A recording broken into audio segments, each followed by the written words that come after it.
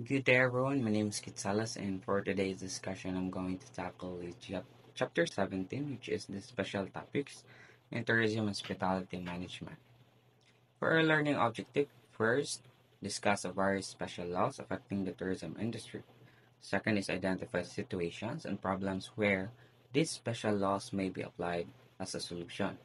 Third, identify more tourism establishments that implement as well as do not implement this special law. And for our topic outline, first is K-Laws, second is International Standards, UNWTO Code, and UNESCO Heritage. Third is Case Studies. So I just briefly mentioned 2 to 3 impactful examples. Four is Emerging Trends, which is the health tourism and research.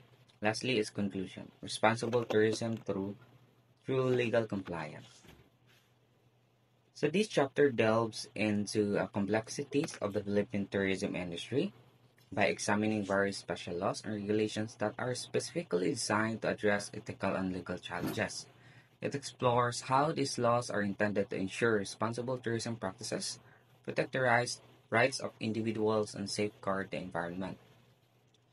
First, the case study of the Cyber King. This case study highlights the urgent need to address the exploitation of individuals, particularly minors, through online platforms and the vulnerabilities of the justice system in dealing with such offenses. For example, the case of Dr. Briones' activities involving the production of obscene publication and operation of cyber sex sites demonstrates the exploitation of individuals and potential breakdown in the justice system. Analysis. The case raises serious concerns about the violation of numerous laws, including those related to pornography, child abuse, trafficking in persons, and potential for corruption within law enforcement. Second, Senior Citizen Law, Republic Act No. 9257.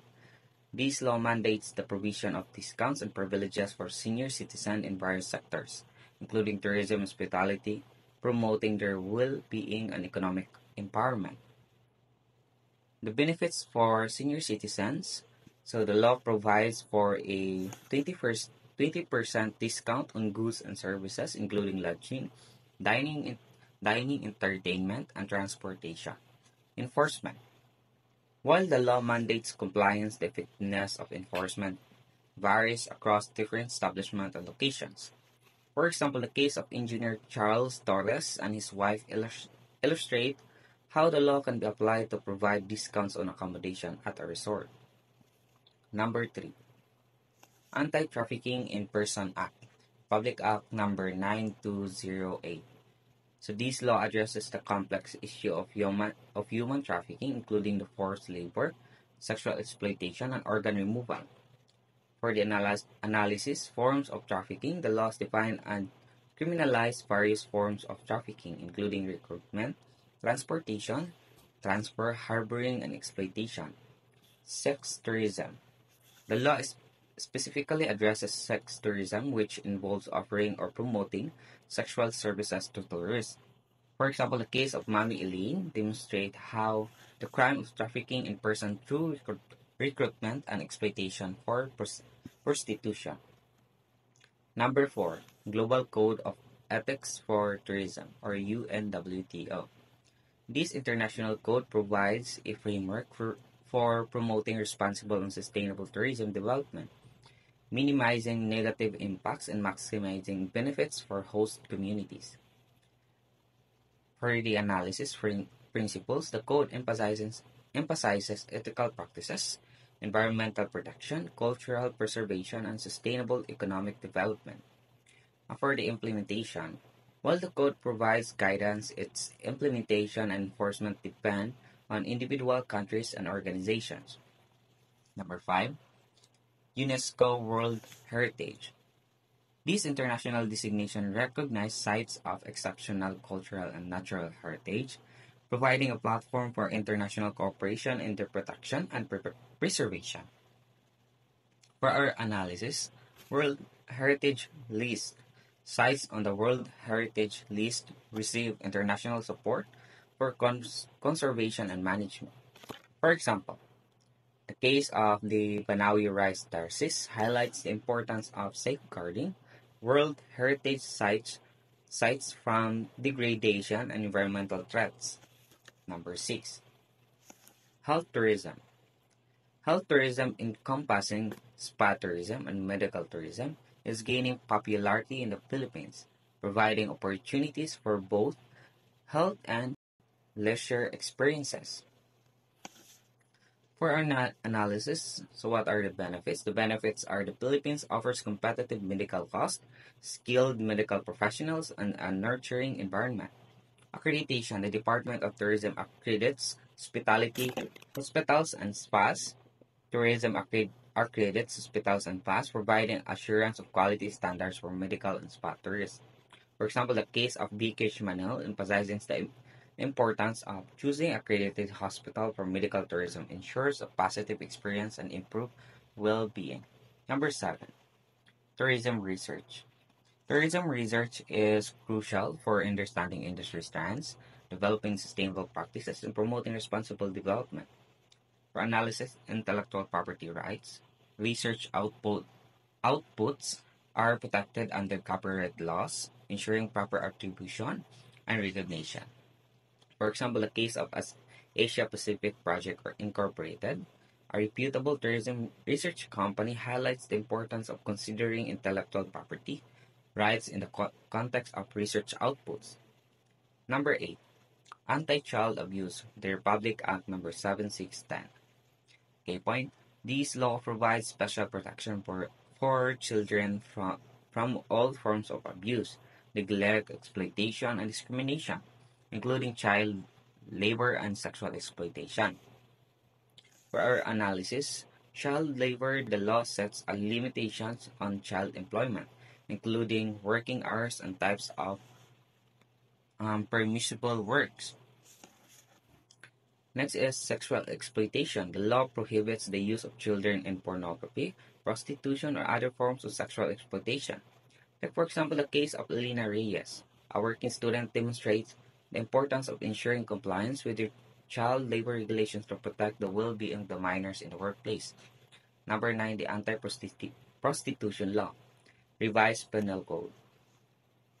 This law criminalizes prostitution, acknowledging the potential for exploitation and harm associated with this activity.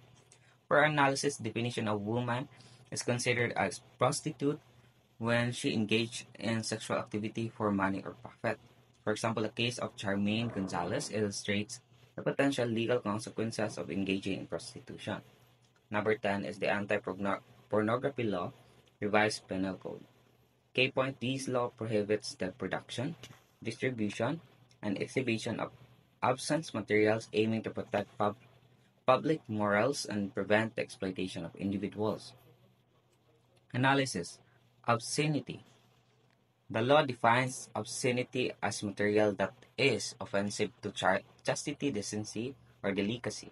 Example, the case of hotel offering pay-per-view channels with explicit content demonstrates the need for regulations to protect minors and address the potential for harmful content. Number 11 is the Anti-Hijacking Law, Republic Act Number 6235.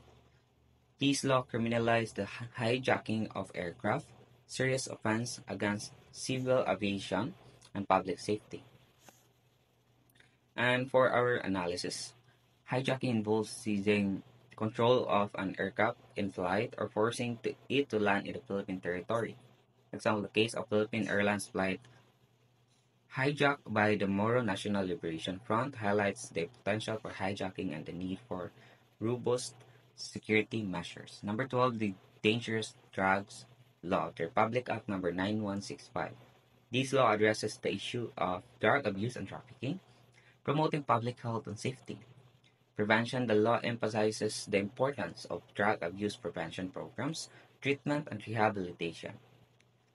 For example, the case of hotel employment struggling with substance abuse highlights the need for workplace policies and programs to address drug use. Number 13 is the Anti-Smoking Law, or the Republic Act Number 8749. This law promotes clean air and public health by regulating smoking in public spaces. Analysis restrictions. Smoking is prohibited in public buildings, enclosed public places, public vehicles, and most enclosed areas. Designated smoking areas. Some establishments may have designated smoking areas. For example, a case of restaurant owning seeking to allow smoking in branch in Ayala Center highlights the need to comply with both national law and local ordinances related to smoking restrictions. Number 14. Anti-smuggling law, tariff and custom codes. This law addresses the illegal importation and trade of goods, protecting the Philippine economy and revenue collection. Definition: smuggling involves the fraudulent importation or concealment of goods, evading customs duties and taxes. Possession as evidence. Possession is of imported goods and can be sufficient if evidence to authorize conviction, unless the cost provides a satisfactory explanation. For example, the case of Maribel Jardeliza, a flight attendant found with undeclared jewelry, highlights the need for compliance with customs declaration requirements. For 15, Violence Against Women and Their Children Act, Republic Act number 9262. This law addresses domestic violence and violence against women and children, protecting their safety and well-being. Forms of violence. The law defines various forms of violence, including physical violence, sexual violence, psychological violence, and economic abuse. Dating relationships. The law covers violence within dating relationship, not just within marriages. For example, the case of Willie Mariano and Rowena Aquino illustrates how the law can protect individuals from domestic violence, even outside of marital relationships. Number 16, Intellectual Property Rights, Public Act number 8293. This law protects the rights of investors, authors, composers, artists, and designers, fostering creativity and innovation in the tourism industry. Analysis. Brand names. Brand names and trademarks are protected under the law, preventing unauthorized use.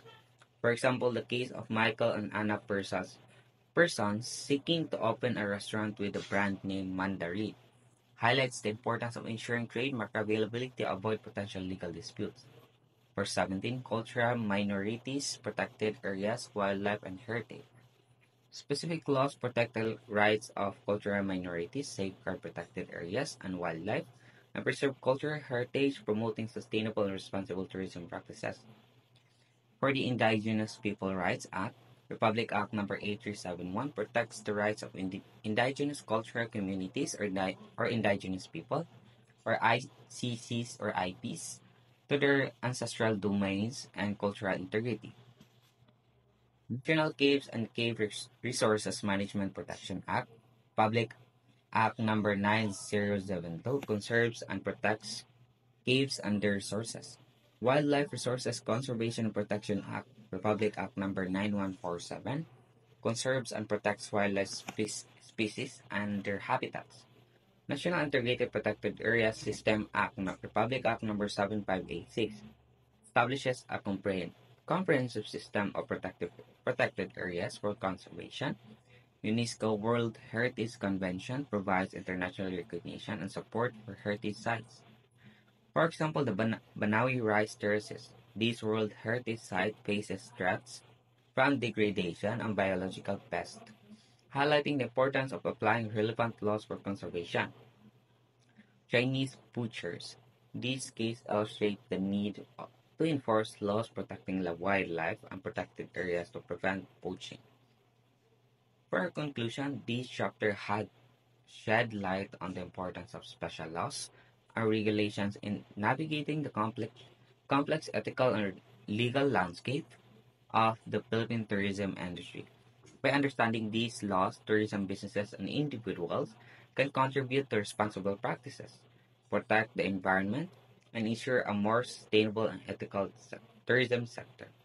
So that will be all for the discussion, and I hope you learned something from what I have told today. And thank you and mabuhay.